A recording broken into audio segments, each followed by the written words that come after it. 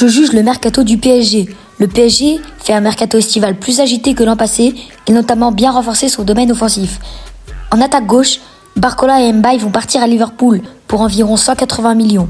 À la place, le PSG a recruté pour 55 millions d'euros à l'Ajax Amsterdam Mika Götze, un jeune ailier gauche de 21 ans, du même profil que Kvaratskhelia qui demande le ballon dans les pieds, alors que Barcola, c'est un profil qui demande la balle en profondeur et qui va éliminer son duel dans la vitesse. Dans l'absolu, je trouve que le PSG perd au change, car maintenant, en ailier gauche, il y aura deux joueurs du même profil, Kvara et Götze, alors qu'avant, en ailier gauche, il y avait deux joueurs de deux profils différents, celui de Barcola et celui de Kvara.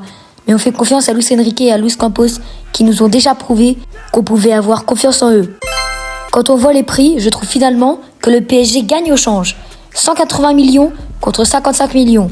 Une plus-value de 125 millions, ce qui est incroyable.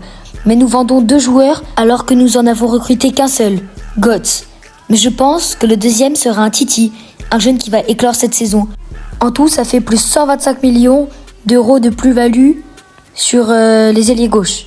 On va faire beaucoup de maths dans cette vidéo. Et on va directement passer en attaque de pointe, les avant-centres. Ramos est parti pour 80 millions et Torres est arrivé pour 50 millions. Je suis très content de ce change. On fait une plus-value de 30 millions pour récupérer des joueurs assez similaires en niveau. Sauf que Ramos n'est pas PSG compatible, alors que Ferran Torres est totalement PSG compatible. Il a déjà été coaché par Luis Enrique et ça a aussi déjà été son beau-père. Torres sortait avec la fille de Luis Enrique. On a aussi vendu pour 45 millions Kolo Muani, ça c'est énorme. Donc en tout une plus-value de 75 millions. En attaque droite, on a vendu 40 millions Kangin Lee, ça c'est une super affaire.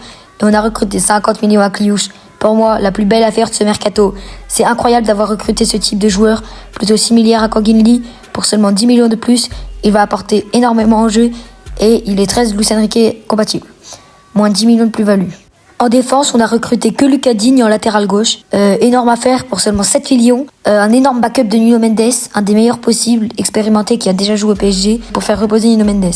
Mais ce qui est plus incroyable, c'est que du coup, Lucas Hernandez est repositionné en central gauche et ça fait monter d'un cran Beraldo qui va du coup jouer en 6. Du coup, on n'a plus besoin de milieu de terrain. Très bien joué dans le cerveau de Luis Campos. Moins 7 millions du coup de plus-value. Pour les goals, pas de changement prévu. On devait recruter Zion Suzuki et l'envoyer en prêt à la Juventus, mais le transfert est capoté au dernier moment à cause des agents du japonais. Suzuki ira donc à Aston Villa. Je trouve que le PSG fait un assez bon mercato. Et sinon, niveau argent, 125 millions plus 75 millions, moins 10 millions, moins 7 millions, 183 millions de plus-value, c'est énorme.